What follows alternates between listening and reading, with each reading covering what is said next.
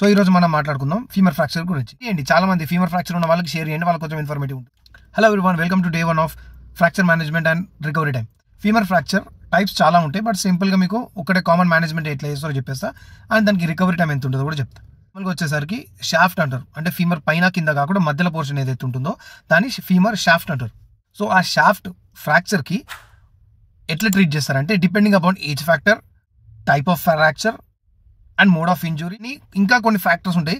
అంత డెప్త్కి వెళ్తే మళ్ళీ మీకు అర్థం కాదు. సో పైన సూపర్ఫిషియల్ చెప్తాను. చిన్నపిల్లలకు అనుకోండి, అంటే బిలో 10 years వాళ్ళకు ఒకవేళ ఫీమర్ ఫ్రాక్చర్ అయితే, షాఫ్ట్ ఫ్రాక్చర్ అయితే వాళ్ళకి కే వైరింగ్ వేస్తారు. ఏదైతే మనము బోన్ మ్యారో ఉంటుంది కదా, బోన్ మ్యారో మధ్యలో కే వైర్ వేసి ఫిక్స్ చేసి వాళ్ళకి 4 weeks రెస్ట్ ఉంచి ఆ తర్వాత మళ్ళీ వాళ్ళకి ఎక్సర్సైజ్ చేయించుకొని మళ్ళీ నార్మల్ వాకింగ్ స్టార్ట్ చేయొచ్చు. పిల్లలకి ఎందుకు తక్కువ డ్యూరేషన్ అంటే వాళ్ళు పెరిగే పిల్లలు కాబట్టి వాళ్ళకి హీలింగ్ ప్రాసెస్ అనేది చాలా ఫాస్ట్ ఉంటుంది, ఇంకా వాళ్ళకి డ్యూరేషన్ అనేది తక్కువ.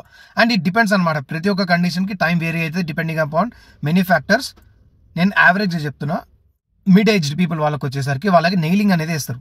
నెయిలింగ్ లేకపోతే కొందరు సర్జన్స్ ప్లేటింగ్ కూడా ప్రిఫర్ చేస్తారు. ఇఫ్ నెయిలింగ్ అనేది లైఫ్ లాంగ్ ఉంటుకోవచ్చు, లేదు తీపించుకోవాలనుకుంటే 1.5 year తర్వాత నెయిలింగ్ అనేది తీయించుకోవచ్చు. సో నెయిలింగ్ వేసుకున్నాక 6 weeks వరకు పార్షల్ వెయిట్ బేరింగ్, లేకపోతే కొందరు సర్జన్స్ నాన్ వెయిట్ బేరింగ్ కూడా చెప్తారు. ఆ తర్వాత 8 weeksకి వచ్చినాక 8 weeks నుంచి ఫుల్ వెయిట్ వేసుకొని నడుచుకోవచ్చు.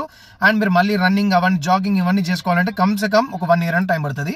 మీరు అందరికి చెప్తారు తొందరగా అయిపోతే చేసేవచ్చు అని, అట్లా అవన్నీ నమ్మకండి. It's a time taking process. Old age people వాళ్ళకి కూడా సేమ్ నెయిలింగ్ చేస్తారు, కాకపోతే వాళ్ళకి 8 weeks వరకు ఇమ్మొబిలైజ్ చేస్తారు కాలు, ఎందుకంటే వాళ్ళకి రికవరీ టైం స్లో ఉంటుంది, బాడీ హీలింగ్ అనేది స్లో ఉంటుంది కాబట్టి it take some time. So వాళ్ళు కూడా 8 weeks తర్వాతనే వాకింగ్ అనేది స్టార్ట్ చేసుకోగలుగుతారు. నాకు తెలిసి మీకు మాక్సిమం అన్ని కవర్ అయ్యిండొచ్చు అనుకుంటున్నా. సో రేపు హిప్ ఫ్రాక్చర్ గురించి మాట్లాడుకుందాం, అంటే ఫీమర్ పైన భాగంలో దాని మేనేజ్మెంట్ ఏంటి, దాని రికవరీ టైం ఏంటో మాట్లాడుకుందాం.